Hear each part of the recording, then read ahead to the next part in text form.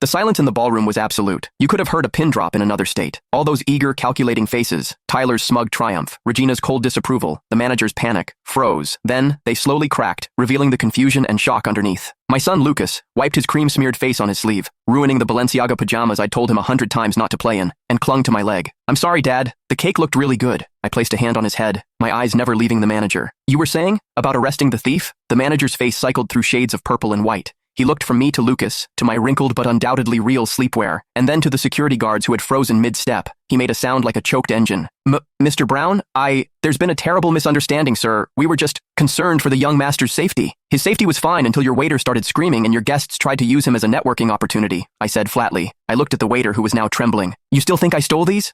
No, sir. Never, sir. I'm so sorry, sir." Tyler was the first to break from his stupor, his handsome face contorted. "Brown? You're a Brown? Since when?" The name seemed to physically pain him. Regina just stared. Her eyes were wide, uncomprehending, darting between my face and Lucas's. Her perfect composure was shattered. "A son? You have a son? You're married?" Her voice was a whisper, but in the quiet room, it echoed. "For 8 years," I confirmed, my voice calm. I didn't owe her an explanation, but the facts were simple. "Lucas, this is Regina, an old friend of mine from college." Lucas peeked out from behind my leg. He had his mother's curious eyes and her brutal honesty. "The lady who was being mean to you?" A few stifled gasps came from the crowd. Regina flinched as if slapped. "Lucas," I said gently, but firmly, "manners." He sighed, the long-suffering sigh of a 7-year-old forced to be polite. "Nice to meet you," he mumbled, not meaning a word of it. The manager finally found his voice again, bowing so low I thought he might tip over. "Mr. Brown, please accept our deepest apologies. The hotel will of course compensate you for this unforgivable disturbance. Anything you need." "What I needed," I said, picking Lucas up. He was getting heavy, but I needed him close.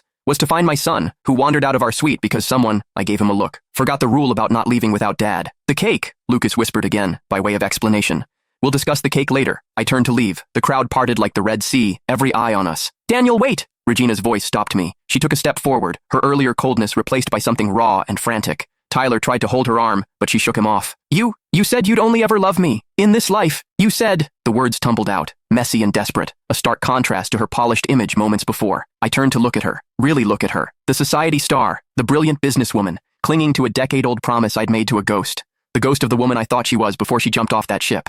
"Regina," I said, and my voice held no anger, no bitterness, just a final quiet clarity. "That man died a long time ago, on a honeymoon cruise. You were there." The color drained completely from her face. She understood. She remembered the note, the sea, the lifetime we left behind. "I moved on," I continued, adjusting Lucas in my arms. He rested his head on my shoulder, watching her with quiet interest. "I found a love that doesn't require me to carry her camera, or beg for a yes, or compete with a ghost. A love that builds a home, not a shrine." I glanced at Tyler, who looked like he'd swallowed a lemon. "Congratulations on your engagement. Truly, I hope